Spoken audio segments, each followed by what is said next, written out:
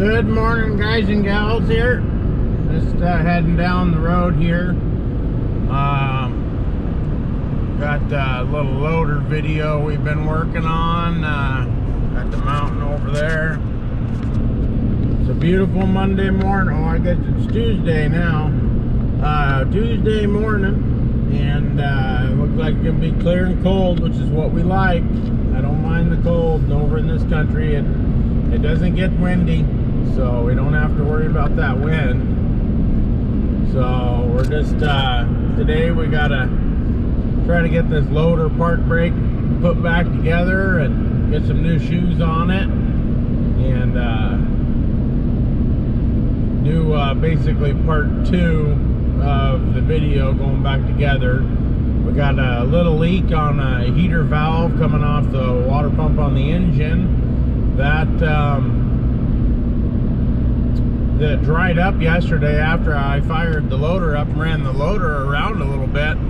That valve dried up and quit leaking, but I bet when we get there this morning, it'll be kind of interesting to see. But I bet it'll freeze right back up because it'll be leaking because it's cold, but when the loader warms up, it quits leaking. So we gotta pick up a new one of those today, and we gotta maybe we'll use our vacuum tester to hold back that coolant so we don't have to drain the system, and we should be able to drain that or swap that valve out. And with that vacuum on there, we shouldn't have to, the system's already pretty low, so we should be able to put a vacuum on that and change that part out and not have to mess with any draining of any coolant at all. Kind of excited to get to use that for the first time, and I'm sure I'll use it a lot more in the future, but it's first time now, and I've had it about a month now, so I knew I would use it. I just wasn't sure when, and I'm sure I'll use it a lot more in the future with all the EGR stuff that we have now. So anyway, yeah, we got that brake apart, and the shoes was worn out on the top, and yoke bolt was loose, and it looked like they had put Loctite on it, but they put the Loctite back at the very back of the threads, where the threads and the shank of the bolt meet. They put Loctite right there. And the only thing that I can think of is, A, that helps keep the dirt out of the threads and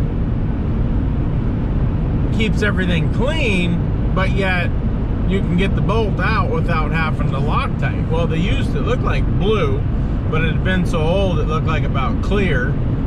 But they didn't use red on it, which I don't think I'll use red, but when I go back together, I'll definitely use blue, and I'll put it on the very tip of the bolt, all the way back. That's a spinning component there, and that blue Loctite, almost anytime you use an impact, you can break that stuff loose, but it seems to hold stuff together really, really, really well, and keeps the dirt out of the bolt too, so you don't fight the dirt. So we'll be doing that because that came loose, which then allowed the drum to move around on the shoes, which then wore the shoes out. And then you got the driver probably driving around, or the operator driving around with the brake on a little bit. I know you get it a little bit, but that didn't really seem to be the case here. The drum wasn't hot or anything like that. Showed any indication of being hot.